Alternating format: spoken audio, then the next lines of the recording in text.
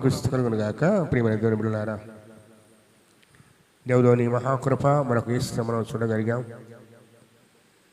ఈ ఆరాధనలో ప్రాముఖ్యంగా పునరుద్ధానము అనే అంశాన్ని ధ్యానం చేయబోతుంది. ఎందుకంటే ఈ దినాన ప్రభు వారు మనము జయించి తిరిగి లేచిన దినమది. పునరుద్ధానం అంటే అర్థం ఏంటి? పునరుద్ధానం అంటే తిరిగి లేచి. ఎక్కడి నుంచి లేవాలి? మరణము నుండి. ఎప్పుడైనా మీ కళ్ళ ముందు చనిపోయి తిరిగి లేచిన వారిని చూచారా? లేదు కదా. మొట్టమొదట లేపబడ్డవాడు ప్రభువే. మీరు అనవచ్చు, అంతకుముందు కొంతమంది లేచారు కదా, ఏలియా కాలంలోను కదా, ఎలీషా కాలంలోను ప్రభువారు కూడా లేపారు కొందరిని. అది పునరుద్ధానము కాదా అని మనం అడగవచ్చు. వారు లేచారు, మరికొద్ది కాలానికి తిరిగి ఈ లోకాన్ని విడిచిపెట్టి వెళ్ళిపోయారు. కానీ ప్రథమ ఫలముగా మన ప్రభు అయిన యేసు క్రీస్తు ప్రభు వారు తిరిగి లేచి నిత్యత్వానికి వెళ్ళిపోయారు. నిత్యధిక మరణము లేని జీవితము. ఈనాడు ప్రపంచవ్యాప్తంగా అనేకమైన విశ్వాసాలు ఉన్నాయి. ప్రాముఖ్యంగా 3 ప్రత్యేక విశ్వాసాలు. అవేంటంటే క్రైస్తవ్యము, అనగా మనమే క్రైస్తవరము, యూదులు, అలాగే ముస్లిములు. వీరు పునరుద్ధానాన్ని నమ్ముతారు. అంటే చనిపోయిన వారు ఒక దినమున తిరిగి లేస్తారు అని. మరికొన్ని విశ్వాసాలు ఉన్నాయి. హైందవులు, జైనులు, అలాగే సిక్కు మతస్థులు కానీ ఇంకొందరు ఉన్నారు. వారందరూ కూడా మరో జన్మ, పునరుద్ధానం కాదు అది.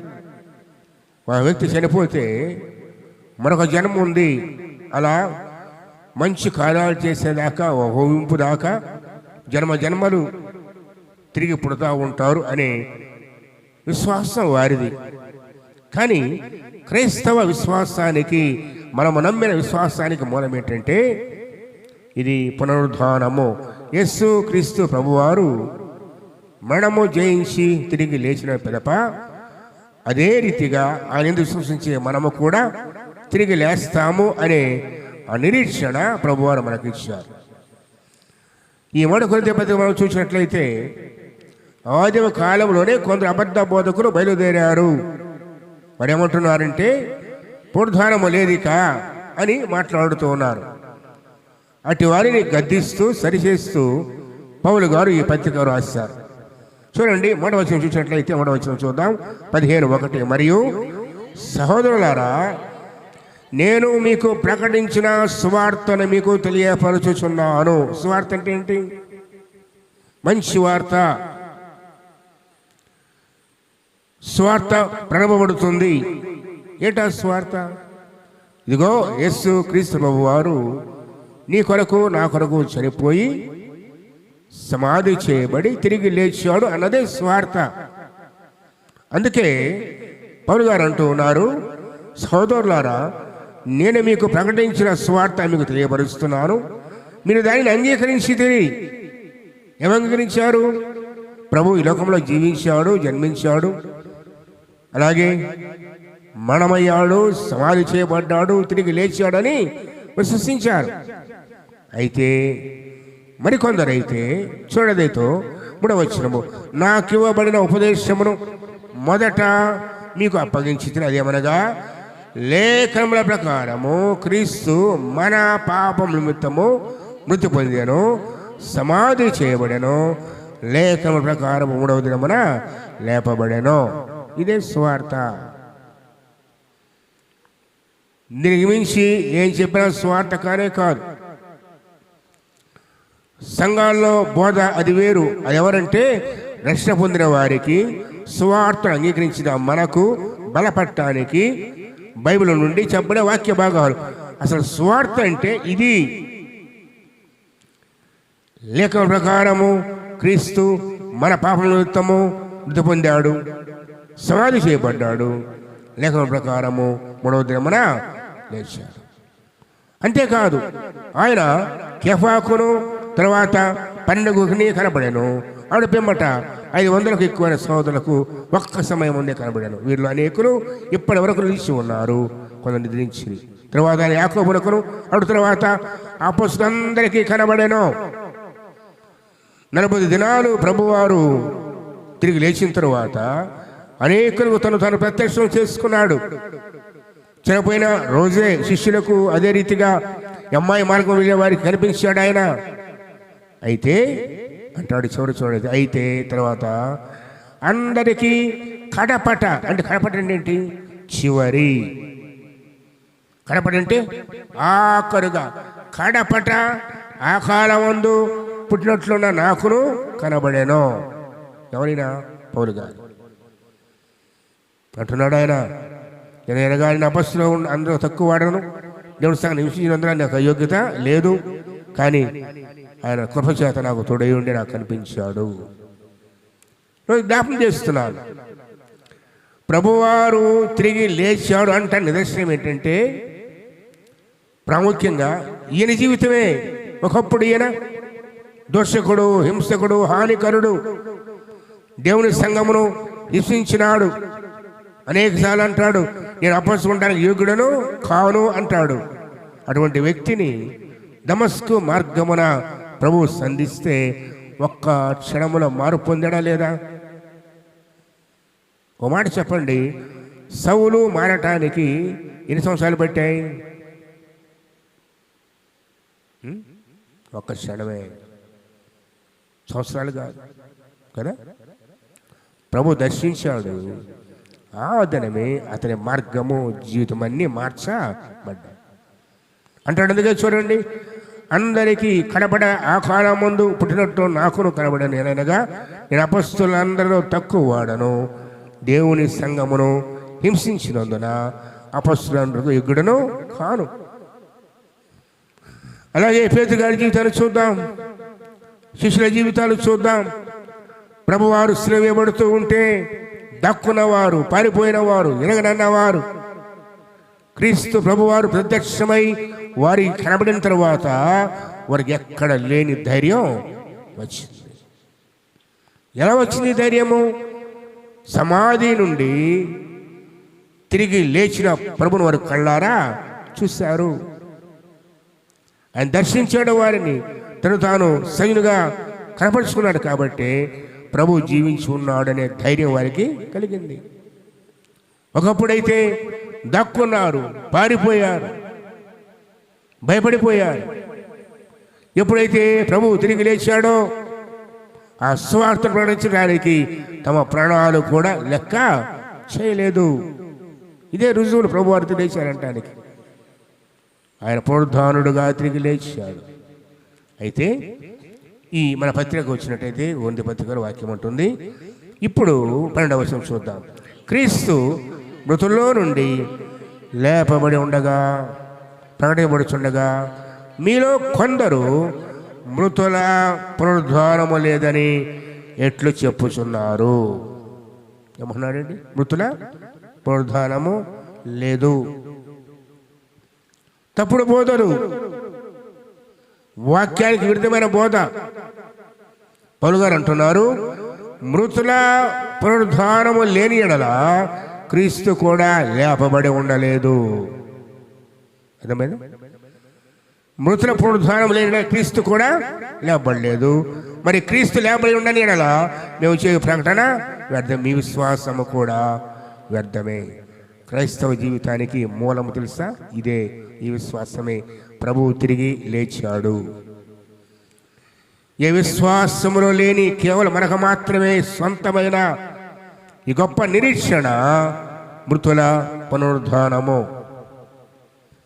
నీకు సంగతి తెలుసా?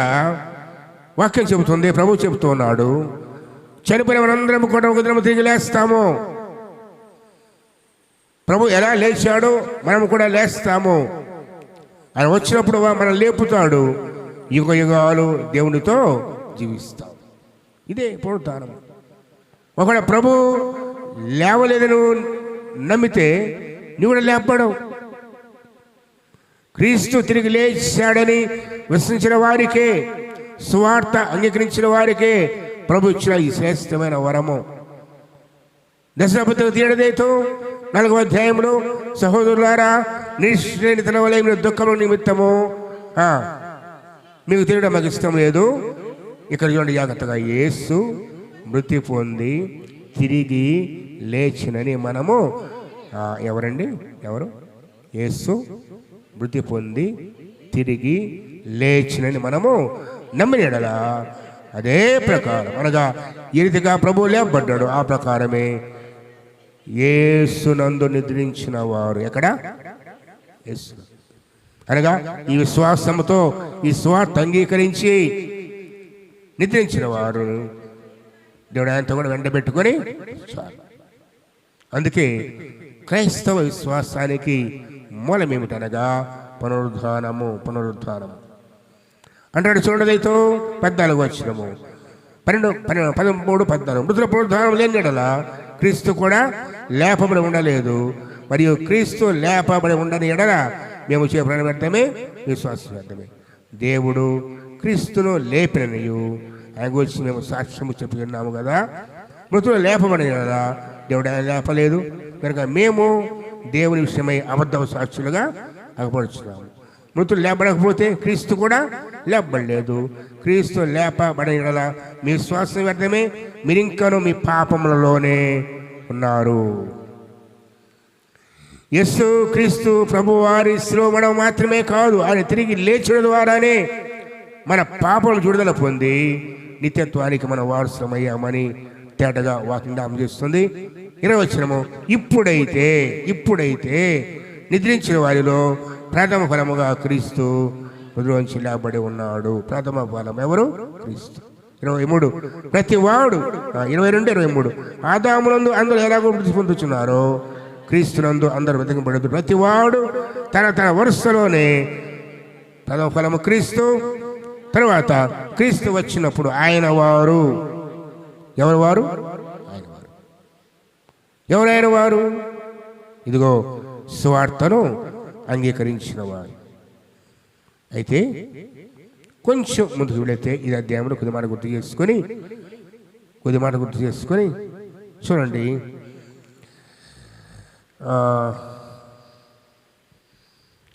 42 మృతుల పునరుద్ధానమును అలాగే శరము క్షయమైందిగా వెత్తబడి అక్షయమైందిగా లేపబడును. ఆ తరువాత 51 చూద్దాం. ఇదిగో మీకు ఒక మర్మము తెలుపుచున్నాను, మనమందరము నిద్రించము గాని నిమిషములో ఓ రెప్పపాటున కడబోరం రోగగానే మనమందరము మార్పు పొందుదము. బోరం రోగును, అప్పుడు మృతులు అక్షయులుగా లేపబడుదురు, మనము మార్పు పొందుదు. మన అర్థం ఏంటంటే,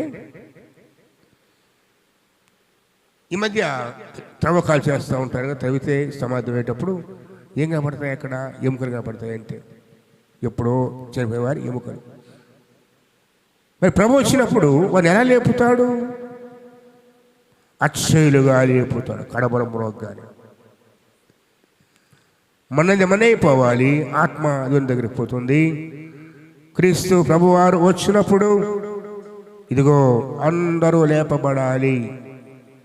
ఆ తర్వాత తీర్పు వాళ్ళ క్రియలను బట్టి. అయితే ఇక్కడ మనం ఏంటి అంటే, ఒకవేళ జీవించి ఉన్నామనుకోండి, ఇప్పుడు ప్రభు వచ్చాడు అనుకోండి, ఇప్పుడు మనం జీవించే ఉన్నాం, చనిపోయలేము. ఇప్పుడు ప్రభు వస్తే ఏం జరుగుతుందంటే, ఇదిగో మీకు మమ్మ తిరుపుతున్నాను. 52వ వచనము, 51, 52 మనమందరము చనిపోము, కానీ నిమిషములో రెప్పపాటున కడబోర మ్రోగగానే మనమందరము మార్పు పొందుదము. బోరంటే ప్రభు రాకడా. బోరం రోగును, అప్పుడు మృతులు అక్షయులుగా లేపబడుదురు, మనము మార్పు పొందుదము. ఏంటి ఆ మార్పు? ఈ రక్త మాంసాలు దేవుని రాజ్యాన్ని స్వతంత్రించుకోవు. అందుకే అక్షయమైన దేహాలుగా ప్రభు మన మారుస్తాడు. యుగ యుగాలు ప్రభుత్వం జీవించాలి అంటే అక్షయమైన దేహాలు ప్రవేశపోతున్నాడు. ఇది నమ్మితే దండిలం. ఒకసారి లోకాస్వార్త వెళదాం. దయతో లోకాస్వార్త ముందుకు వెళదాం. ఇక్కడ వాక్యము నుండి కొద్ది మాటలు జ్ఞాపకం చేస్తాను. పునరుద్ధానము ద్వారా ప్రభు నీకు నాకు ఇచ్చిన నిరీక్షణ, విశ్వాసము, ఎటువంటి క్రియల ద్వారా మనం ప్రభువులో జీవించగలమో తేటగా వాక్యం జ్ఞాపకం చేస్తుంది.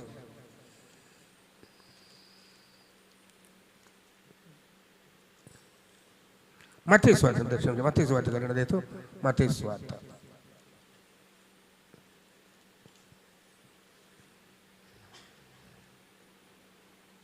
మత్తయి సువార్త 28వ అధ్యాయంలో చూసినట్లయితే 28లో 6వ వచనం చూద్దాం. 6వ వచనం 5:6 దూత ఆ స్త్రీలను చూచి, మీరు భయపడకుడి, సిలువ వేయబడిన యేసును మీరు వెతుకుచున్నారు, నాకు తెలియను.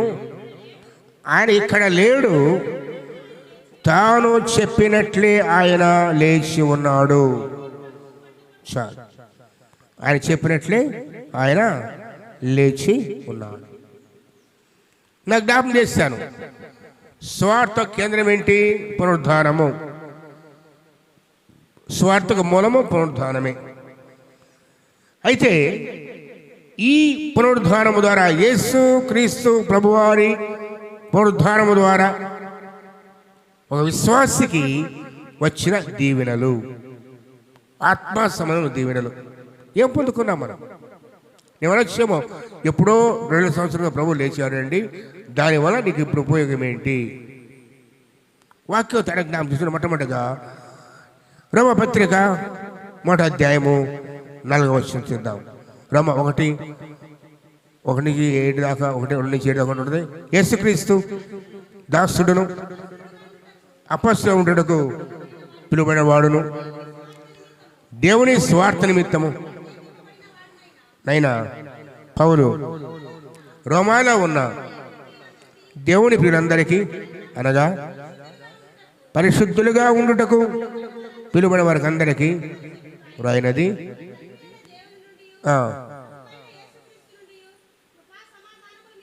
కలుగునుగాక. దేవుడు తన కుమారుడును మన ప్రభువునైన యేసు క్రీస్తు విషయమైన ఆ స్వార్థను పరిశుద్ధ లేఖనముల యందు తన ప్రవక్తల ద్వారా చేసెను. యేసు క్రీస్తు శవను బట్టి వెనడిగా దావీదు సంతానముగాను, మృతులలో నుండి పునరుద్ధారుడైనందున పరిశుద్ధమైన ఆత్మను బట్టి దేవుని కుమారుడుగాను ప్రభావముతో నిరూపించబడెను. చాలు. పునరుద్ధానము ద్వారా యేసు క్రీస్తు ప్రభు దేవుడనియు దేవుని కుమారుడనియు నిరూపించబడెను. అందుకే ఆయన వెంబడించే వరకు ఒక ధైర్యం, నా ప్రభు పునరుద్ధానుడు, ఆయన ఇక్కడ లేడు, లేచి ఉన్నాడు, సమాధిలో లేడు. వాడు అనుకోవద్దమ్మా, ముందు జరగండి, ముందు జరగాలి, గొడవ అనుకోకూడదు. యేసు క్రీస్తు ప్రభువారు సమాధిలో లేడు, దేవుడు ఆయన లేపాడు. పునరుద్ధానము ద్వారా మామూలుగా దావీదు సంతానాన్ని బట్టి దావీదు కుమారుడుగా ఆయన పిలువబడితే, ఇదిగో పునరుద్ధానము ద్వారా మృతులు లేచిన ద్వారా ఆయన దేవుని కుమారుడుగా నిరూపమయ్యాడు. పునరుద్ధానం లేకపోతే ఎస్ఏ మనలాంటి వాడే కదా. పునరుద్ధానం లేకపోతే ఎస్ఏ లేచే శక్తి లేదు. ఆయన తిరిగి లేచాడు కాబట్టి ప్రార్థన చేస్తున్నావు, ఆయన తిరిగి లేచాడు కాబట్టి స్తుతిస్తున్నావు, ఆయన తిరిగి లేచి తండ్రి కృపాశ్రాశ్రయ ఉండి నీ కొరకు నా కొరకు విజ్ఞాపన చేస్తున్నాడు కాబట్టి ఈ రోజున నా ప్రభువును ఆయన పిలుస్తూ ఉన్నావు. ఒకవేళ ఈ రోజున కూడా ఆయన సమాధి ఖాళీగా లేకుంటే మా ప్రార్థన చేస్తామా? లేదు కదా. శక్తిమంతుడుగా యేసు క్రీస్తు ప్రభు వారు మనము జయించి తిరిగి లేచి దేవుని కుమారుడుగా నిరూపించుకున్నాడు, నిరూపణయ్యాడు, ప్రత్యక్షపరచబడ్డాడు. మొట్టమొదటి చూడలేదు పునరుద్ధానము ద్వారా ఆయన దేవుని కుమారుడైన నమ్మటానికి వీలు కలిగింది మనకి. పునరుద్ధానం లేకపోతే మనలాంటి వాడే. కానీ ఆయన 3వ దినమున మనం జయించి తిరిగి లేచాడు. యోహాను సువార్త చూడండి, 10వ అధ్యాయం. యోహాను సువార్త ఒక్కసారి చూద్దాం. 10వ అధ్యాయము 17-18 చూసినట్లయితే, నేను దానిని మరలా తీసుకున్నట్లు నా ప్రాణము పెట్టుచున్నాను. ఎవరు తీసుకున్నా? ఆయనే. నీకు నాకు ఆ శక్తి లేదు కదా, మరలా ప్రాణాన్ని తీసుకునే శక్తి. ఒకసారి చనిపోయిన తర్వాత మన మీదకు పనికిరాము. కానీ ప్రభు అంటాడు, నేను దాన్ని మరలా తీసుకుంటా, నా ప్రాణాన్ని పెడుతున్నాను. ఇందువలనే నా తండ్రి నన్ను ప్రేమిస్తున్నాడు. ఎవడు నా ప్రాణం తీసుకున్నాడు, నా అంతటి నేను దానిని చాలు ప్రభు ముందే చెప్పాడండి. నేను తిరిగి లేస్తాను, మరలా తీసుకుంటానని వాగ్దానము చేశాడు, ప్రమాణము చేశాడు, ప్రకటించాడు. ఆ ప్రకటన ప్రకారముగా 3వ దినమున తిరిగి లేచి తాను దేవుని కుమారుడనని, నా తండ్రి ఉన్నాడు, నేను ఆయన కుమారుణ్ణి, నేను ఆయన ప్రియుడైన వాడిని, ప్రియకుమారుని నిరూపించుకున్నాడు. కాబట్టి పునరుద్ధానము ద్వారా మనం ధైర్యంగా క్రీస్తు ప్రభు చేయడానికి అవకాశం కలిగింది. రెండవదిగా ఇది క్రీస్తు ప్రభు వారి విమోచన, ఈ పునరుద్ధానం. చూడండి, వాక్యం చూస్తే రోమపత్రిక 6వ అధ్యాయము 4వ వచనం చూద్దాం. రోమా 6:4. కాబట్టి తండ్రి మహిమ వలన క్రీస్తు మృతులో నుండి ఎలాగూ లేపబడను, అలాగే మనమును నూతన జీవం పొందిన వారమై నడుచుకున్నట్లు మనం బాప్తిస్మం వలన మనంలో పాలు పొందుటకై పాతిపెట్టబడితిమి. మరియు ఆయన మరణము యొక్క సాదృశ్యమందు ఆయన ఐక్యమైన వారమైన ఎడల ఆయన పునరుద్ధానం యొక్క సాదృశ్యమందును ఆయనతో ఐక్యము గల వారమై ఉందమో. ఎంత వాక్యం చెప్తుందండి. బాప్తిసం ఎంతమంది తీసుకున్నారు చెప్పండి. బాప్తిసం చేతులు ఎత్తండి. బాప్తిసం తీసుకున్న చేతులు ఎత్తండి. బాప్తిసం యొక్క రహస్యం ఏంటి తెలుసా? క్రీస్తు వలె చనిపోయి పాతి పెట్టబడి తిరిగి లేవటం. నీళ్ళలో ముంచినప్పుడు చనిపోయాం. పలుగారు అంటారు, నా పాపలు విషయమై నేను మృతుడను. మనకు అస్పహలేదు. బస్సు తీసుకున్న మనస్పై మూలవుతాయి. మన బ్రతుకంతా పాత బ్రతుకు ఏం మారదు కదా. ఎవడైనా క్రీస్తు దేవుడు నూతన సృష్టి, పాతవి గతించాను. ఎక్కడ గతించాలా? ఎక్కడ గతించాలి చెప్పండి. నీళ్ళ ముంచినప్పుడు నువ్వు చచ్చిపోయావంతే. లోకానికి, లోకాశలకు తిరిగి లేచినప్పుడు క్రీస్తు వలె పునరుద్ధానము, నూతన జీవం, నూతన శక్తి. అది సాదృశ్యం. దాని సాదృశ్యం బాప్తిస్మం. నీళ్ళ మునిగి రావటం కాదు, దొరక జ్ఞాపకం చేసుకో. అందుకే బాప్తిస్మానికి ఎవరు బలవంతం చేయకూడదు. ఎవరికి వారుగా హృదయంలో తీర్మానం చేసుకొని భయముతో, భక్తితో బాప్తిస్మం తీసుకోవాలి. కానీ అందరూ తీసుకున్నారని తిరగడం కాదు. నీళ్ళలోకి ఎంత సాదృశ్యం చూడండి. ఇక్కడ క్రీస్తు వారి మరణానికి, అలాగే పునరుద్ధానానికి సాదృశ్యం అది. మన పాపల చనిపోయిన వారము క్రీస్తు లేపబడి, నూతన జీవంతో లేపబడి స్థితి మనకు అది. తిరిగి లేచడం ద్వారా, నిలిచి బయటకు వచ్చడం ద్వారా క్రొత్త వారం మనమిక, అనగా విమోచన. ఎలాగూ క్రీస్తు చనిపోయి తిరిగి లేచాడో మనము కూడా క్రీస్తు యేసునందు, ఆయన నామందు, తండ్రి, కుమార, పరిశుద్ధాత్మ త్రేక దేవుని నామందు బాప్తిసం పొందినప్పుడు మన పాత జీవితము గతించిపోయి, పాతాశలు గతించిపోయి క్రీస్తులో విమోచింపబడి నూతన సృష్టిగా మార్చబడుతూ ఉన్నాం. అది క్రీస్తు యేసు మరణ పునరుద్ధానము ద్వారా మనకు ఇవ్వబడ్డ గొప్ప ఇవి. అలాగే ఒక్కసారి మరుగుద్ద పత్రికల మనం చూద్దాం. 15వ అధ్యాయము 17 చూడండి. 17వ వచనం. క్రీస్తు లేపబడని ఎడల మీ శ్వాసము వ్యర్థం. మీరింకా మీ పాపాల్లోనే ఉందరు. అది లేచాడు కదా, మనం కూడా నీళ్ళలో మునిగిపోయాం. అట్లాగే తిరిగి లేపడ్డ వెంటనే క్షణం లేపారు మనల్ని. ఒక్క నిమిషం ఆలస్యమైతే ఏమవుతుంది, నీళ్ళలో మనం చచ్చిపోతాం కదా.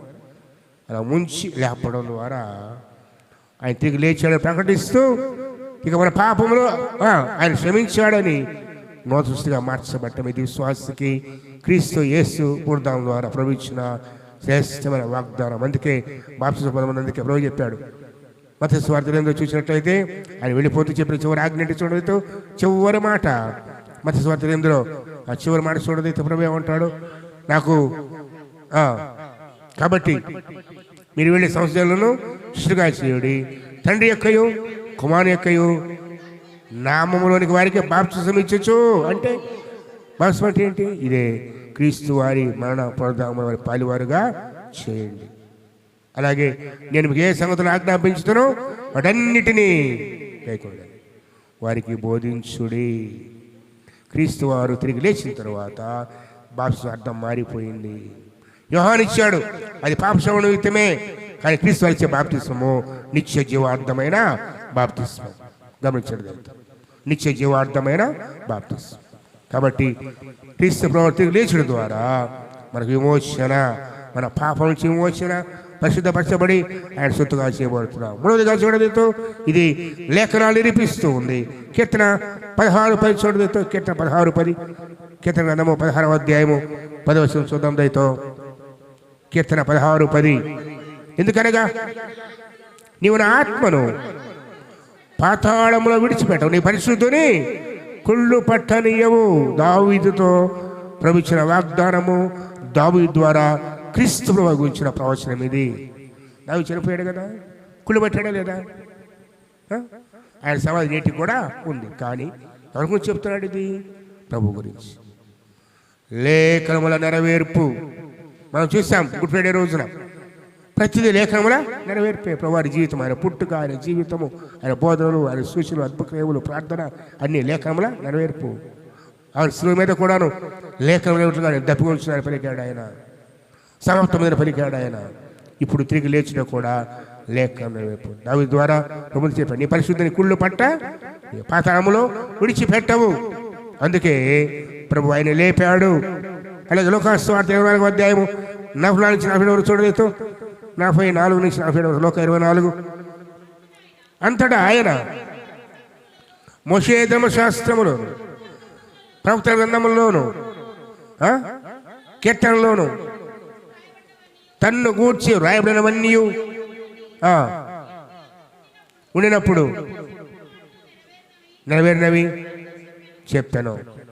అప్పుడు వారు లేఖనములు గ్రహించినట్లుగా ఆయన వారి మనస్సును తెరచి క్రీస్తు శ్రమపడి 3వ దినమున తిరిగి మృతుల నుండి లేచుట సమస్త జనములలో ఆయన పేరిట. గమనించండి, ఇక్కడ క్రీస్తు ప్రభువారు తిరిగి లేచుట ద్వారా లేఖనం ఏం చెప్తుంది అంటే, యెరూషలేములోను సమస్త జనముల్లోనూ ఆయన పేరిట మారు మనస్సును పాప క్షమాపణయు ప్రకటింపబడనియు వ్రాయబడి ఉన్నది. ఎవరి ద్వారా మారు మనస్సు? ఎవరి ద్వారా పాప క్షమాపణ? మృతులోంచి తిరిగి లేచిన యేసు క్రీస్తు ద్వారా అని లేఖనము చెప్తూ ఉంది. గమనించండి దయతో.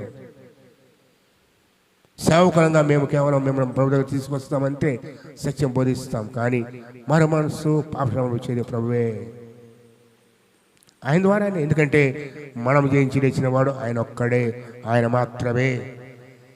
అలాగే అపొస్తలుల కార్యం 2:37 చూసినట్లయితే ఈ ప్రసంగాన్ని చూడండి ఒకసారి. అపొస్తలుల కార్యం 2:37 చూడండి, వాక్యం రాయబడిందో, క్రీస్తు పాతాళములో విడవబడలేదనియు శరము కుళ్ళిపోలేదనియు దావీదు ముందుగా తెలుసుకొని ఆయన పొందాం గురించి చెప్పారు. దావీదు ముందుగా తెలుసుకొని. ఎవరు చెప్పారు దావీదుకి? ప్రభు చెప్పాడు. ప్రత్యక్షపరచబడిన క్రీస్తు వారి ప్రవచనం ఇది. కాబట్టి లేఖం నెరవేరే ప్రకారం ప్రభుత్వం లేచాడు. మళ్ళా చెప్తారు ప్రభు అంటారు, చూస్తారండి, ఆకాశము భూమి గతిస్తుందేమో కానీ నా మాటలు ఒక్కటి కూడా తప్పదు. ఆయన వాక్యం నిత్యమో నిలుచును. అలాంటి ఈ వాక్యం పేరు తెలుసా? జీవాక్యం. జీవించే వాక్యం. చావు లేదు, మరణం లేదు, నశింపు లేదు, యుగయుగాలు నిలిచేది జీవవాక్యము. అందుకే ఎవరి పత్రిక పడదు అంటారు, జీవవాక్యం కూర్చున్నది అంటారు. జీవవాక్యం ప్రభువాక్యం. అది జ్ఞాపకం చేసుకో. ఆ జీవవాక్యాన్ని ధ్యానించేవాళ్ళు ఎంత ధన్యులే కదా. ఆ వాక్య హృదయం ఆ జీవం గలవాడే కదా. జీవాధిపతి అనుసరించేవారు జీవవాక్యాన్ని ప్రేమిస్తారు, ధ్యానిస్తారు, వాక్యానుసారంగా జీవిస్తారు. అందుకే లేఖనములు శక్తి గలవి. దేవుడు ముందుగా తన ప్రవక్తలను ప్రవచించాడు, ప్రకటించాడు, హెచ్చరించాడు. అదే ప్రకారము క్రీస్తు వారు తిరిగి లేచారు. 4వ రోజు చూస్తే 4వ చూడదేతో ఈ క్రీస్తు వారి పునరుద్ధానము మనకైతే రక్షణ పొందిన వాళ్ళకు స్వార్థ దేవుని శక్తి. దుష్టులకు పరిస్థితి తెలుసా? దుష్టులకు చూడదేతో వాక్యం దుష్టులపైకి దుర్మార్గులపైకి భవిష్యత్తు రాబోయే తీర్పుకు రుజువు. అపస్తకాలం చూడదు. అపస్తకాలంలోనే 17వ అధ్యాయం 30వ వచనం చూద్దాం. అపస్తకాలం 17:30 చూడదు. 30:31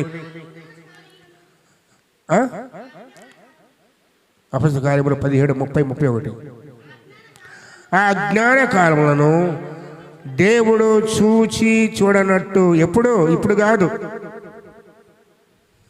సువార్త ప్రకటింపక మునుపు, క్రీస్తు యేసు వారు తిరిగి లేవక మునుపు, వాక్యము నీ చేతికి రాక మునుపు, వాక్యం నీకు తెలియక మునుపు, అది అజ్ఞాన కాలం. వాక్యం తెలిసింది కదా, చదువుతున్నావు కదా, అర్థం చేసుకున్నావు కదా, ప్రాణం పడుతుంది కదా, నీకు అజ్ఞానం ఎందుకు అవుతావు? ఆ అజ్ఞాన కాలంలో దేవుడు సూచించినట్లుగా ఉండెను. ఇప్పుడేంటి? ఎప్పుడు దేవుని జ్ఞానం వచ్చిన తర్వాత వాక్యం చూస్తున్నామట. అంతటా అందరూ మారు మనసు పొందవలనని మనుషులకు ఆజ్ఞ. బతిలాటంగా అప్పుడు బతిలాడాడు, తిరిగి రండి అని. ఇప్పుడు ఏమంటున్నాడు ఆయన? ఆజ్ఞ. ఏమిటి ఆజ్ఞ? అజ్ఞాన కాలంలో ప్రభువు చూచున్నట్లుగా ఉన్నాడు. ఇంకా నువ్వుకున్నావేమో, ఇంకా అలాగే చూస్తాడు, కుదరదు. అది ఆజ్ఞిస్తున్నాడు, ఆజ్ఞాపిస్తున్నాడు. అందరూ అంతటా మారు మనసు పొందాలి, ఆజ్ఞాపిస్తున్నాడు. ఎందుకనగా తాను నియమించిన మనుషుని చేత నీతిని అనుసరించి భూలోకమునకు తీర్పు తీర్చబోయాడు. ఒక దినం నిర్ణయించాడు ఆయన. చూస్తారా, ఆయన చెప్పిన ఏ మాట తప్పిపోలేదు కదా. మరొక దినం ఉంది, అది భూలోకమునకు తీర్పు తీర్చే దినము. ఆయన నియమించాడు. మృతుల్లో నుండి ఆయన లేపినందున నీ నమ్ముటకు అందుకు ఆదం కొరకు చేసి ఉన్నాడు. క్రీస్తు ప్రభు లేచాడు కదా చెప్పినట్లుగానే. అలాగే ఒక దినం కూడా ఉంది, క్రీస్తు ప్రభు తిరిగి లేచాడు, అధికారం పొందుకున్నాడు. ఈసారి సింహాసనాసుడై దాని సింహాసనం మీద కూర్చొని ప్రజలకు తీర్పు తీసేవాడు ఈయనే. మనము జయించి లేచిన ప్రభువే. పాతాళ లోకమును తలపు చివరికి ఇవ్వబడింది, నరకపు తలపు చివరికి ఇవ్వబడింది, భూలోకపు తలపు చివరికి ఇవ్వబడింది, పరలోకపు తలపు చివరి చేతిలో ఉంది. సమస్తానికి అధికారి ఆయనే. ఇప్పుడు భూలోకపు న్యాయాధిపతిగా ప్రభు తీర్పు తెచ్చబోతూ ఉన్నాడు దేవుని సింహాసనం మీద కూర్చొని. ఎందుకంటే ఆయన మనము జయించి తిరిగి లేచాడు కాబట్టి. అదిగో గ్రంథాలు చెప్పడానికి కానీ తీర్పు తెచ్చి కానీ ఆయన కృపను పొందుకున్న శక్తి అనేది ప్రకటనలో ఒక గ్రంథం ఇప్పుడు ఎవరు లేకపోతే ఏడుస్తుంటాడు యోహాను. ప్రభు అంటాడు, దిగులు పడద్దు, ఇదిగో ఒకతో చెప్తున్నాడు, గొర్రెపిల్ల జయాన్ని పొంది ఈ అర్హత పొందుకుంది. కాబట్టి ఈ పునరుద్ధానం మనకైతే రక్షణ, నీకు నాకు నిత్య జీవము, నీకు నాకు సంతోషము. కానీ దుర్మార్గులకు దుష్టులకు మనసు పొందిన వారికి, ఇంకా ఆయన ఆజ్ఞ వినని వారికి ఒక దినాన్ని నియమించాడు ఆయన. ఆ దినము తీర్పు దినము. ఆ తీర్పు దినం తప్పించుకోవాలి అంటే ఈరోజే సువార్త అంగీకరించి. ఏంటి ఆ సువార్త? ప్రభు మరణించాడు, తిరిగి లేచాడు, తిరిగి రాబోతున్నాడు. ఇది నమ్మకపోతే, విశ్వసించకపోతే తీర్పు తప్పదని వాక్యము జ్ఞాపకం చేస్తుంది. అందుకే ఈ పునరుద్ధానము ద్వారా రక్షణ మాత్రమే కాదు, తీర్పును కూడా దేవుడు సిద్ధం చేశాడు. అంతేకాదు యోహాను సువార్త 20వ అధ్యాయము 2కి వెళితే పునరుద్ధానం ద్వారా ప్రభువారు తన వారికి పరిశుద్ధాత్మను ఆధ్యాత్మిక జీవితాన్ని అనుగ్రహించాడు. చూడండి, లోకాసు సువార్త 22. మనం అనుకుంటాం కానీ ఒక మాట చెప్పమంటారా? పెంతెకోస్తు పండుగ దినం మాత్రమే పరిశుద్ధాత్మ వచ్చింది అంటాం కదా. పెంతెకోస్తు పండుగ దినాన ప్రభువారు ఉన్నప్పుడే వారి మీద ఆత్మను ఊదాడు, ఆత్మను పొందుకున్నారు. పెంతెకోస్తు పండుగ దినమున ఆత్మ బాప్తిస్మాని పొందారు. గుర్తుంచుకోండి. ఈ తేడా మర్చిపోతాం మనం. చూడు, ఆయన మాటలు చెప్పి వారి మీద ఊది పరిశుద్ధాత్మను పొందుడి. మీరు ఎవరి పాపాలు క్షమించరు, ఎవరికి క్షమింపబడను, నిత్యనిత్తురో చెప్తాడు. చాలు. ఆయన ఊది ఏముదాడు? పరిశుద్ధాత్మను. ప్రభు శిష్యుల మీద మొట్టమొదటిసారిగా తన ఆత్మను పంపాడు. విశ్వాసులకు ఇదిగో తిరిగి లేచుడు ద్వారా ఆయన ఆత్మను ఇచ్చేవాడిగా ఉన్నాడు ప్రభు. కానీ క్రీస్తు బాడీ ఈలోక పరిచర్యలో అనేక సార్లు ఆత్మచేత బలం పొందాడు. ఆత్మదేవుడు సహాయం చేశాడు. ఇప్పుడు తిరిగి లేచుడు ద్వారా తనే ఆత్మను పంపిస్తున్నాడు అని అంటాడు కదా. నేను వెళ్ళి ఆత్మ దగ్గర పంపిస్తాను అన్నాడు కదా తిరిగి లేచుడు ద్వారా. అదే జరిగింది ఇక్కడ. శిష్యుల మీద ఊది పరిశుద్ధాత్మను పొందుడే. అయితే పెంతెకొస్తు దినమున పరిశుద్ధాత్మ బాప్తిస్మం అందరి మీదకి. ఆ భాషను మాట్లాడేవారు చదివిన వారి మీద కూడా. ఇప్పుడైతే కేవలము అపొస్తలుల మీదకే, 12 మంది మీదకే, ఆ 11 మంది మీదకే, ఆ గదిలోనే ఆత్మ నింపబడ్డారు. కాబట్టి కనిపెట్టి విశ్వసించి ప్రణించగలిగారు ఆత్మను పొందినవా. మరి పెంతెకొస్తు దినం 2వ అధ్యాయం చూసినట్లయితే అనేక కుటుంబం ఇల్లంతా అగ్ని జ్వాలలు నింపబడింది. దేవుడు ఆత్మ బాప్తిస్మాన్ని ఇచ్చాడు వారికి. రెండు తేడా విశ్వాసం గమనించుకోవాలి. ఆత్మ నింపుదల, ఆత్మ బాప్తిస్మము. అర్థమైందా? యేసుక్రీస్తు ప్రభువు వారు తిరిగి లేచుడు ద్వారా పరిశుద్ధాత్మ శక్తిని మనకిస్తూ ఉన్నాడు. యోహాను సువార్తకి వెళితే 10వ అధ్యాయం కానీ 10వ అధ్యాయం కానీ అంటాడు కదా, నేను వెళ్ళాలని మీ దగ్గర రాడు, నేను వెళ్ళిన తర్వాత ఆదకత మీ దగ్గర పంపిస్తాను అని ఎల్లకాలం మీతో ఎల్లప్పుడూ ఉండడానికి మీతో ఉంటాడని వాగ్దానం చేశాడు. కాబట్టి యేసు క్రీస్తు పునరుద్ధానం ద్వారా మనం ఆత్మదేవుని పొందుకున్నాము. పరిశుద్ధాత్మదేవుని ప్రజలకు వచ్చాము. నడిపించేవాడుగా ఉన్నాడు ఆత్మదేవుడు. ఆయన సొంత వ్యక్తి కాదు, ముగ్గురులో ఒకడే. తండ్రి మాట, ప్రభు మాటలు బోధిస్తాడు, తన తానే బోధించాడు, తన వాడిని తీసుకుని బోధిస్తాడు. ఆయన మనను సర్వసత్యములోనికి నడిపిస్తాడు. అంతకు మించి పరిశుద్ధాత్మ చేసే గొప్ప కార్యం ఏంటంటే పాపను గూర్చియో, నీతిని గూర్చియో, తీర్పును గూర్చియో ఒప్పింపజేయను లోకమును. ఇది మర్చిపోవద్దు. మనం కొంటాం పరిశుద్ధాత్మ అనగానే వరములు, కృపావరాలు, వరాలు వరాలు వాటికి మించి పరిశుద్ధాత్మ దేవుడు ఉంటే పాపాన్ని గురించి, నీతిని గురించి, తీర్పు గురించి ఒప్పింపజేస్తుంది. మనస్సును గద్దిస్తాడు ఆత్మదేవుడు. చెప్పండి, యోహాను సువార్త 16:6 చదవడం ఒక్కసారి. అయితే నేను మీతో సత్యము చెప్పుచున్నాను, నేను వెళ్ళిపోవడం వలన మీకు ప్రయోజనకరము. నేను వెళ్ళని ఎడల ఆదరణకర్త మీ ఎద్దకు రాడు. నేను వెళ్ళని ఎడల ఆయన ఎద్దకు పంపుదును. ఆయనంటే పరిశుద్ధాత్మ దేవుడు. శక్తి కాదు, వ్యక్తి. మన శక్తి పోలుస్తాం. వారి వ్యక్తి వచ్చి మన మధ్య నివాసం చేస్తాడు, మనతో ఉంటాడు, మనలో ఉంటాడు. ఆయన వచ్చి మనకు దేని గురించి అమ్మా? పాపము. పరిశుద్ధాత్మ పాపం చేస్తారా? అన్నిటికే బోధిస్తాడు. ఆయన గుచ్చుతాడు మనసాక్షిని. ఆయన వచ్చి పాపమును గూర్చి, నీతిని గూర్చి, తీర్పును గూర్చి లోకమును ఒప్పుకొనజేయును. ఇది ఆత్మదేవుని అసలైన గొప్ప కార్యం. ఇది అర్థమైందా? పరిశుద్ధాత్మలో ఉంటే పాపం జోలికి పోవు.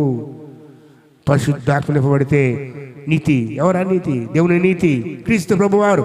నిత్యం ఆయనే. తీర్పుకు భయపడతావు. నాకు చెప్పిన కదా పత్రికలో ఓ దినం ఉంది, అది తీర్పు దినము. అన్నది మనసు పొందాలి, జీవితం మార్చడం. లేకపోతే ఆ తీర్పు దినం నిలబడడం భయంకరమైన దినం. అది రొమ్ము కొట్టుకుంటారు ప్రజలు, అంగలాడుస్తారు, చాటికి ఎప్పుడు బ్రగిస్తారు. కానీ అందరి సమకూర్చి నిలబెడతాయి ఆయన ముందుగా. ఎక్కడ దాక్కోలేము. తెలుసా మీకు? అలాంటి దినం ఉంది, భయంకరమైన దినం. అది యెహోవా దినము, తీర్పు దినము. అది తప్పించుకోవాలంటే మనం చేసే ప్రభు వారి ద్వారానే సాధ్యం. ఈ రోజున ప్రభు అంగీకరించే ప్రభువా నీ ఆత్మతో నింపునైనా ప్రార్థన చేయాల్సిందే. ఆత్మను నింపబడిన తర్వాత ఆత్మ కన్నా ముఖ్యంగా, ఆత్మకార్యం కన్నా ముఖ్యంగా ఆత్మ ముఖ్యంగా ఉండాలి. మన పాపము తీసివేయబడాలి. నీతిని కూర్చిన వెతుకులాట, నీతి కొరకు ఆకలి దెబ్బల వారు ధన్యులు. తీర్పు దానికి వచ్చిన హెచ్చరిక మన జీవితంలో ఉండాలి. ఇది ప్రభు చేసే కార్యము, పునరుద్ధరణైన ప్రభు చేసే కార్యం. ఇది పరిశుద్ధాత్మ దేవుడు మనలో ఉండి క్రీస్తు తన వారికి ఇచ్చే ఈ ఆత్మను అనుగ్రహిస్తాడు. రోమపత్రిక 5:10 చూసినట్టు చూడలేదు. రోమ 5:10 కూడా చూద్దాం. ఏలగా శత్రువుమై ఉండగా ఆయన కుమారుని మరణము ద్వారా మనము దేవునితో సమాధానపరచబడిన ఎడల సమాధానపరచబడిన వారమై ఆయన జీవించుడి చేత నిశ్చయముగా రక్షింపబడదు. పాపంలో జీవిస్తే మనం దేవునికి శత్రువులము. ఎవరికండి? దేవునికి శత్రువు, స్వార్థకు శత్రువులం. కానీ ఎప్పుడైతే రక్షింపబడ్డావో, ప్రభువుని అంగీకరించావో, పొద్దునే ప్రభువుని నీ హృదయంలో చేర్చుకున్నావో, నీకు దేవునితో సమాధానము. ఎలా వస్తామో దేవునితో? ఎలా వస్తుంది దేవునితో సమాధానం? ఆ ప్రభువు తిరిగి లేచడం వలనే. మనందరినీ సమాధాన పరిచర్య ఆరంభించి మనకిచ్చాడు ఆయన. గమనించు, క్రీస్తులో లేకపోవడపోతే, ఆ రక్తం కార్చకపోతే, ఆయన మరణించకపోతే, ఆయన సమాధి చేయబడకపోతే, తిరిగి లేవకపోతే మనకు, నీకు, నాకు దేవునితో సమాధానం లేనే లేదు. ఆయన తిరిగి లేచడం ద్వారా ఆత్మీయ జీవితం మనకి ఇస్తున్నాడు. తండ్రిని పిలిచే కృప నీకు నాకు ఇచ్చాడు. ప్రభువాని పిలిచే కృప నీకు నాకు ఇచ్చాడు.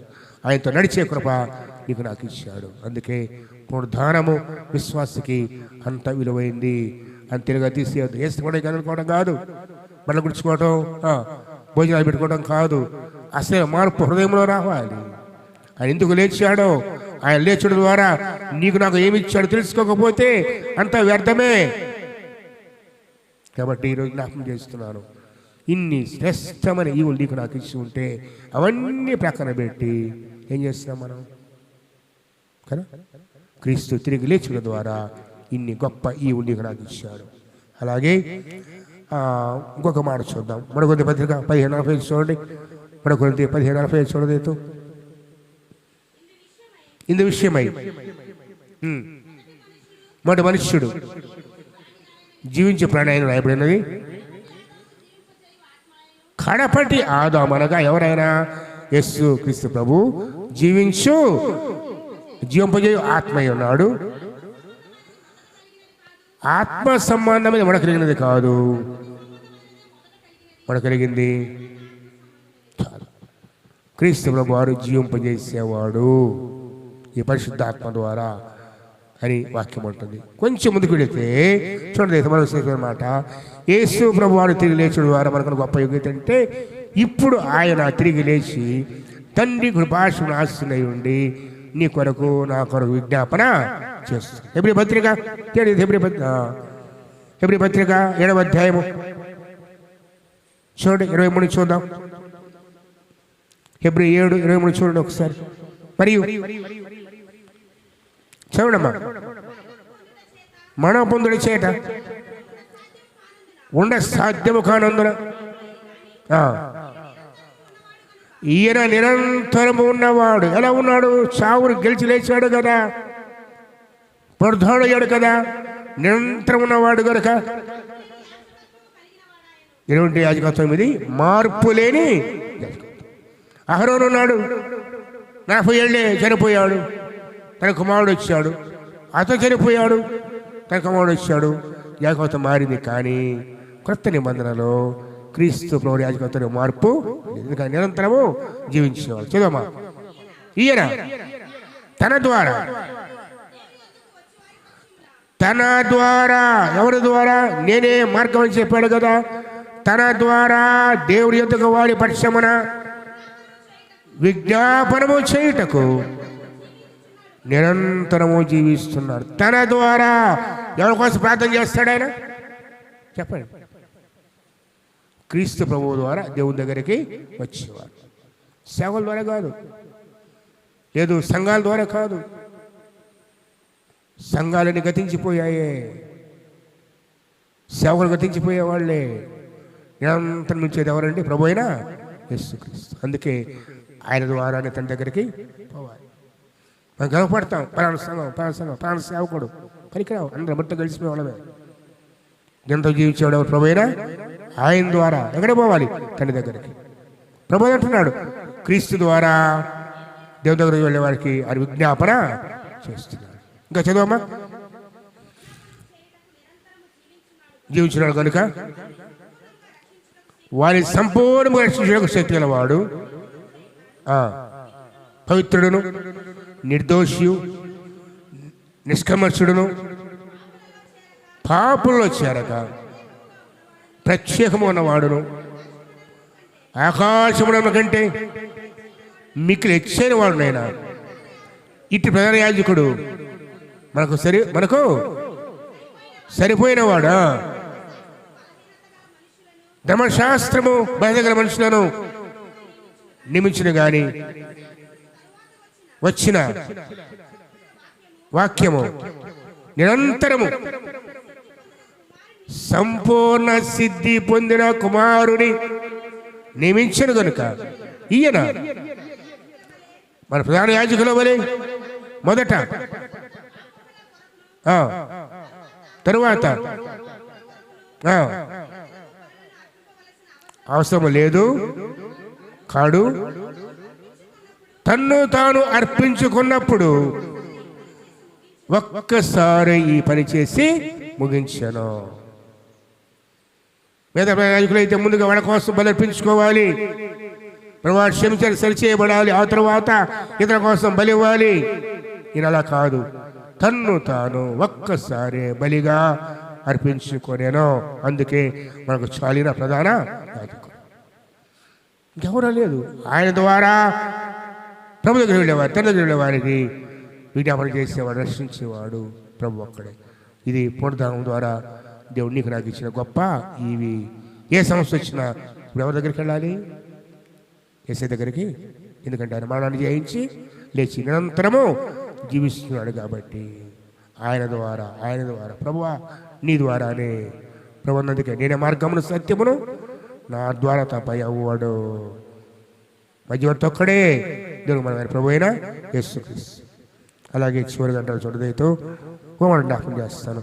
మన పత్రిక మన అధ్యాయము 3-4 వచనాలు చూసినట్లయితే చూడదైతో మన పత్రిక మన ప్రభువు యేసుక్రీస్తు తండ్రి దేవుడు సిద్ధపడుగాక. మృతుల్లో నుండి యేసుక్రీస్తు తిరిగి లేచడం వలన జీవముతో కూడిన నిరీక్షణ మనకు కలుగునట్లు, అనగా అక్షయమైనది, నిజమైనది, వాడబడిన స్వాస్థ్యము ఎవరి ద్వారా? యేసుక్రీస్తు ద్వారా. ఏంటా స్వాస్థ్యము? నిత్య జీవం, పరలోకం పట్టం. ఇక అది గతించిపోయేది కాదు, యుగాలు నిలిచేది శ్రేష్టమైన దేశం అది. అందుకే భక్తులందరూ కూడా ఇప్పుడు పత్రికలు అంటాడు, ఈ లోకంలో పరదేశులు ఈ యాత్రను చూసుకొని ఈ లోకంలో యాత్రని ముగించుకున్నారు. మన జీవితాన్ని ఏం చేస్తున్నాం మనం? శ్రేష్టమైన నిత్యమైన వాడబారిన స్వాస్థ్యం ఎట్లా నీ ఆశ ఆయన తిరిగి లేచుకోవడం ద్వారా సిద్ధం చేస్తాడు. అందుకంటాడు కదా, ఇదిగో నేను వెళ్ళి మీకు స్థలం సిద్ధపరిచి నేడు చూడకుండా తీసుకొని పోతాను. తిరిగి లేచాడు ప్రభు, తనతో ఉన్నాడు, తిరిగి రాబోతున్నాడు, తిరిగి వచ్చి తన వారిని తీసుకొని పోతాడు. మరి ఈ రోజున మన జీవితాల్లో ఈ నిరీక్షణ నీకుందా? ఏసు పండుగలో ఉదయం వచ్చావు ఆరాధనకి, తెల్లవారుజాము లేచి వచ్చావు, పాటలు పాడావు, ప్రార్థన చేస్తావు, ప్రార్థించుకున్నాం, వాక్యం విన్నాం. తిరిగి ఉదయకాల పదమున కూర్చున్నావు, ఆరాధిస్తూ వాక్యం వింటూ ఉన్నావు. ప్రతి ఆదివారం వస్తున్నావు, క్రమంగా బైబిల్ స్టడీకి వస్తూ ఉన్నావు, విద్యా ప్రాంతంలో ఉన్నావు. ఇవేవి చేసినా ఇదిగో నిరంతరము జీవించే పునరుద్ధారణ క్రీస్తు ప్రభువును అంగీకరించకపోతే, ఆయన తిరిగి లేచాడని అలాగే తన వారిని కూడా లేపుతాడు అని నిరీక్షణ నీకు లేకపోతే ఈ విశ్వాసము వ్యర్థమే. ఈరోజు మనం కలిగి ఉంటుంది ఇదే, యేసు ప్రభు నా కోసం చనిపోయాడు, నా కోసం సమాధి చేయబడ్డాడు, నా కొరకై నా పాపముల కోసమై 3 దినాల సమయంలో ఉంచబడ్డాడు ఆయన. ఇదిగో తండ్రితో నన్ను సమాధానపరచడానికి, నీ జీవాన్ని నాకు ఇవ్వడానికి, పరిశుద్ధాత్మ నాకు ఇవ్వడానికి, ఆత్మీయంగా నేను ప్రభువులో జీవించడానికి, అనిత్య స్వాస్థ్యాన్ని నాకు ఇవ్వడానికి ఆయన మరణించి తిరిగి లేచాడు అని నమ్మాలి.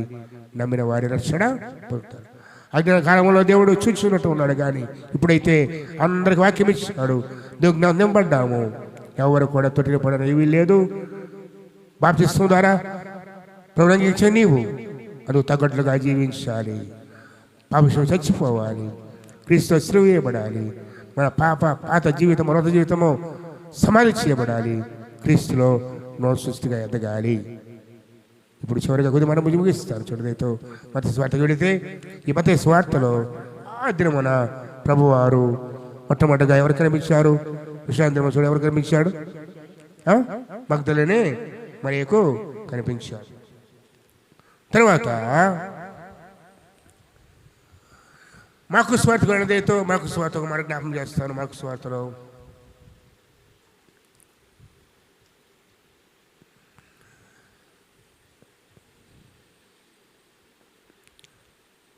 9 నుండి ఆదివారం తెల్లవారినప్పుడు యేసు లేచి 7 దెయ్యములు వెళ్ళగొట్టిన మాట కనబడాను. ఆయనతో ఉండిన వారు దుఃఖం ఏడుచుండగా ఆమె వెళ్ళి ఆ సమయం వారికి తెలిసిన వారు ఆయన బతికున్నాడని ఆమె కనబడి నమ్మలేదు.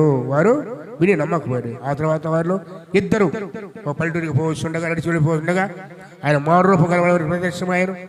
వారు వెళ్ళి తక్కిన వారికి ఆ సంగతి ఎవరి వీళ్ళు అమ్మాయికి ఏమైనా పోతే 2 శిష్యులు.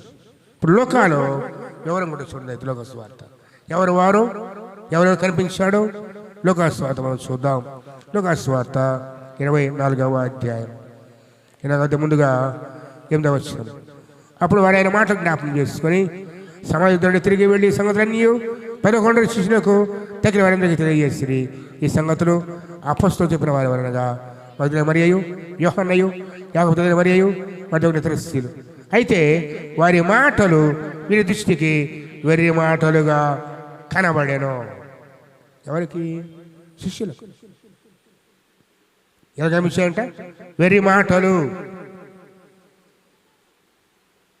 నమ్మకపోతే అంతే కదా, నమ్మకపోతే స్వార్థ నమ్మకపోతే అంతే కదా, వెర్రి మాటలు. ఎందుకంటే వారు ఎక్కడ చూడలేదు కదా.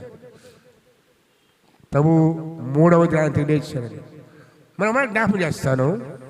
నిజమైన విశ్వాసులు అయితే శిష్యుల జీవితాల్లో కళ్ళారా చూస్తారు. ఎప్పుడు? లాజరు చనిపోయినప్పుడు. ఎన్ని రోజుల సమయంలో ఉన్న లాజరు? 4 దినాలు. 4 దినములు సమాధిలో ఉన్న లాజరును ప్రభు పేరు పెట్టి పిలవగా జీవించాడు కదా. మరి ప్రభు జీవిస్తాడు నమ్మలేరా? అపవాది ఎంతగా వారి మన్నతను మూసిందంటే నమ్మని స్థితి, దేవుని భయం లేని జీవితము. ఇది మీరు అనొచ్చు, ఎందుకు శిష్యులు తయారయ్యారు? ఎన్ని అద్భుతాలు చూశారు, ఎంతమందిని లేపడం చూస్తారు. 20 కుమారులు లేపాడు, 50 కుమార్తెలు లేపాడు ప్రభు, లాజరును లేపాడు. 4 దినాల తర్వాత కూడాను ఆయన ఎందుకు లేవడు అనే ఆలోచన వారి జీవితాల్లో లేదు. ఈరోజు మనం కూడా మనం ఎలా ఉంటామంటే, మాట చెప్పాలంటే, ప్రార్థన చేస్తే జవాబిస్తున్నాడు, ప్రార్థన చేస్తే స్వస్థపరుస్తున్నాడు, కష్టాల్లో ఉంటే కన్నీరు తుడుస్తున్నాడు. మళ్ళీ నేను చేసే ప్రతి పని చూస్తున్నాను మాత్రం నమ్మమను కదా. ఒక ప్రార్థన చేసినప్పుడే నాకు చూసేది కాదు కదా. ఒక ప్రార్థన చేసినప్పుడే నేను మనతో ఉంది. నిరంతరం మనతో ఆత్మదేవుడు ఉన్నాడు, దుఃఖపడతాడు. మన గురించి దేవునికి లెక్క చెప్పాలి మనం. ఇది గుర్తురాదు మనకి. కష్టంగానే ప్రార్థన చేస్తావు, ప్రభువా ప్రభువా ప్రభు అంటావు, కన్నీటితో దేవుడి సన్ని గొంజాడుతావు, కృపను పొందుకుంటావు. ఇని నమ్మిన నువ్వు విశ్వాసముతో దేవుని సేవ చేయాలి. నీవు నాకు చెప్పుకున్నామే తిరుపంట ఒకటి ఉందని, మహాదినం ఒకటి ఉందని, మనందరం దేవుని దగ్గర చెప్పాలని నువ్వు మర్చిపోతే ఎలాగా? శిష్యులు కూడా వారి మనోనేత్రములు ముయ్యబడి గ్రహింపు లేక, జ్ఞానము లేక, ఎంత అజ్ఞానమైన ప్రభు దిగిన వారే మరణాన్ని జయించి లేచాడంటే ఇవి వెర్రి మాటలు. ఏమాటంట? వెర్రి మాటలు. తర్వాత చూడేమన్నారు. తర్వాత కనబడెను, నమ్మలేదు. అయితే పేతురు లేచి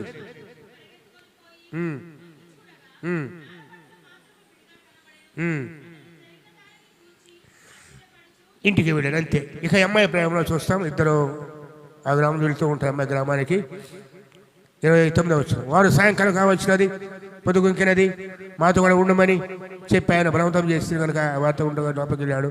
ఆయన వారితో భోజనం కూర్చున్నప్పుడు రొట్టెను పట్టుకొని స్తోత్రము చేసి విరిచి వారికి పంచిపెట్టగా ఈ మాట గుర్తుపెట్టుకోవాలి. ఏం తెలవబడ్డాయి? అంతవరకు మరి కన్నులు మూయబడెను. ఎప్పుడైతే ప్రభువారు రొట్టె విరిచారో, వారికి ఇచ్చారో, వారి కన్నులు తెరవబడ్డాయి. ఈరోజు మన ప్రార్థన, ప్రభువా నా కళ్ళు తెరవు. నీ వాక్యములో లోతైన సత్యాన్ని అర్థం చేసుకోవాలి. నిన్ను గుర్తెరగాలి తండ్రి. నీకు లోబడాలి, నిన్ను ప్రేమించాలి, నీకు భయపడాలి, నిన్ను సేవించాలి. నా కళ్ళు తెరువు ప్రభువా. అదృష్టమైపోయాడు ఆయన. మళ్ళా వారు వెంటనే విషయంగా వెళ్ళి భయపడి చెప్పారు. 36వ వచనం. వాళ్ళు ఇలా మాట్లాడుకుంటుండగా ఆయన వారి మధ్య నిలిచి మీకు సమాధానం కొనుగాక వాళ్ళు చెప్పి మన 10 మంది కనబడతాడు. 10 మంది. ఎవరో 10 మంది. తమ లేడు, మిగతా వారు ఉన్నారు. వారు దిగులు పడి దుఃఖాక్రాంతులై భూతము కనబడిందని వారు తలంచారు. అప్పుడు ఆయన ఎందుకు కనబడుచున్నారు? హృదయాలు సందేహం పుట్టినారా? నేను ఆయన అంటే నా చేతులు, నా ఏమైనా చేతుల్లో, పాదాల్లో చెరగొట్టబడిన గుర్తులు, గాయాలు. నేను పట్టి చూడండి, నాకున్నట్టుగా మీరు చూసిన ఎముకలు, మాంసము, బొత్తాలకు ఉండవు అని చెప్పాడు. వారు ఆశ్చర్యపడ్డారు. ఆహారం తీసుకొని తిన్నాడు, స్థిరపరిచాడు. అలాగే 3వ దినమున వదిలేస్తా అని చెప్పి ప్రకటించాడు. తోమా లేడు. తోమ కోసం అలా వచ్చాడు, స్థిరపరిచాడు. అనేక మంది కనపడ్డాడు. చివరికి 40 దినములు వారి మధ్య ఉండి సంచరిస్తూ అనేకులు గంగపడి తాను రుజువు చేసుకొని ఆరోహణమై ప్రభు పలుకని వెళ్ళాడు. ఇప్పుడు ఏం చేస్తున్నాడు? అక్కడ నీ కొరకు, నా కొరకు విజ్ఞాపన చేస్తూ ఉన్నాడు. ఏమని? ఎవరు విజ్ఞాపన? చూడలేదు. ఎవరు విజ్ఞాపన? ప్రభుకు చెబుతూ వచ్చే వారం ధ్యానం చేద్దాం ఆరోహణ గురించి. ప్రభు ఆరోహణ ద్వారా తిరిగి లేచి పిలప తండ్రి వద్దకు వెళ్ళి ఆయన చేసే పరిచర్య కొనసాగుతుంది. వేసే పరిచర్య ఆగిపోలేదు. భూమి పుట్టక వరకు తండ్రి దగ్గర ఉన్నాడు, తండ్రితో ఉన్నాడు, త్రిత్వమై ఉన్నాడు. ఆయన లేకుండా ఏదీ కలగలేదు. పాత మంది భక్తులు కనిపించాడు, అంతా మాట్లాడాడు, పరిచర్య. కొత్త మళ్ళీ కుమారుగా వచ్చాడు. ఇప్పుడు ఈ కాలంలో కూడా ఆయన పరిచర్య ఆగిపోలేదు, తగిన విజ్ఞాపన చేస్తున్నాడు. ఇది ప్రభు నీకు నాకు సరిపోయినవాడు. ఈ విధమైనా వైపు విశ్వాసంతో పొద్దాన్ని అంగీకరించి ఆయన చెంతకు చేరితే నిన్ను నన్ను కూడా తన ప్రధాన శక్తి నింపి కృపను చూపి రక్షణ సమర్థుడు. ఏమైనా మరుమనసు పొంది రక్షణ పొంది అంగీకరించి ఆయన కోసం జీవిద్దాం.